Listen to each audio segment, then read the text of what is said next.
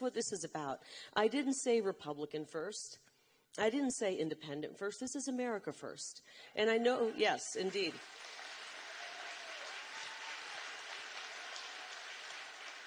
I'm not going to go into my opponent all that much other than to tell you that's not where he stands. He's voted for sanctuary cities, his open borders. He's voted to defund the police.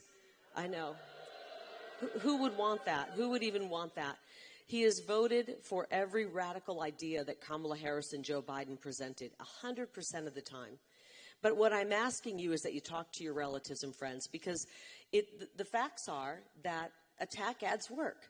And he is going to run attack ads. I already know he has been. I've seen a couple of them. It's really weird to turn the TV on and see an attack ad, and you're in it. It's like, you remember when I used to work on the news, I used to turn to my co-anchor and say, who the hell would get into politics?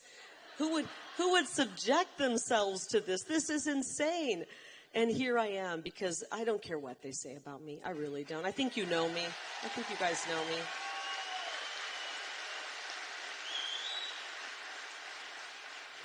But the fact is, these ads work, and they find that when you look at the science behind them, they really work with people who are 65 and older. And I'm getting closer to 65 and older, so I'm not trying to pick on anybody who's older, but they find that people who are 65 and older, and I think this is actually a really beautiful trait, when they turn on the TV, they believe what they see, because they remember back in the day when we had a little bit more honest news. And so they're more likely to turn the TV on, listen to what's coming out of the fake news, and believe it. And so we need to really work on talking to some of our older friends who are in retirement and explaining that these are just lies that are being told on the news. And these are lies that are being told on the ads. Ruben Gallego is trying to paint himself, as I said, as a cross between Mr. Rogers and G.I. Joe. And he's a lot more like Nancy Pelosi with the beard, okay? We don't need that. We don't need that. That's not what we need right now. So what we want to do is welcome people into our movement. We want to welcome people if they're not sure where they stand, if they're looking at what's happening in this country and saying, this isn't working out for me. It's not working out for my family. Give them a reason to vote America First. Give them a reason to vote Donald J. Trump. Give them a reason to vote Kari Lake for Senate. Right? It's pretty obvious. You want your dollar to go further? Vote for President Trump. Vote for Kari Lake for Senate.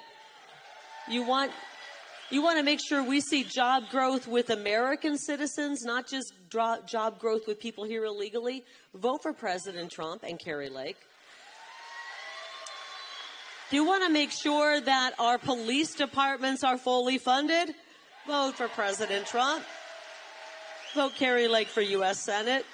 How about this one? Do you want to make sure that our kids are getting a great quality education at the school of our choice? That's great. Vote for President Trump. Vote Kari Lake for U.S. Senate. And do you want to make sure we have a secure border? Heck yes. We got to vote President Trump, J.D. Vance, and Kari Lake for U.S. Senate. I don't want to see any more fentanyl pouring across the border.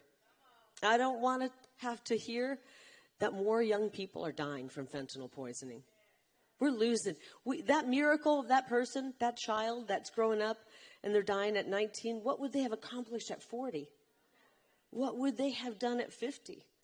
We're losing too many of them, and we don't have to live this way. We can dream bigger, and we can think of bigger opportunities for us than letting our kids get their hands on this stuff. If you want to see the end of the fentanyl scourge, vote for President Trump and vote for Kari Lake. And if you want to see an end to endless, needless, stupid wars, vote for President Trump and vote for Kari Lake.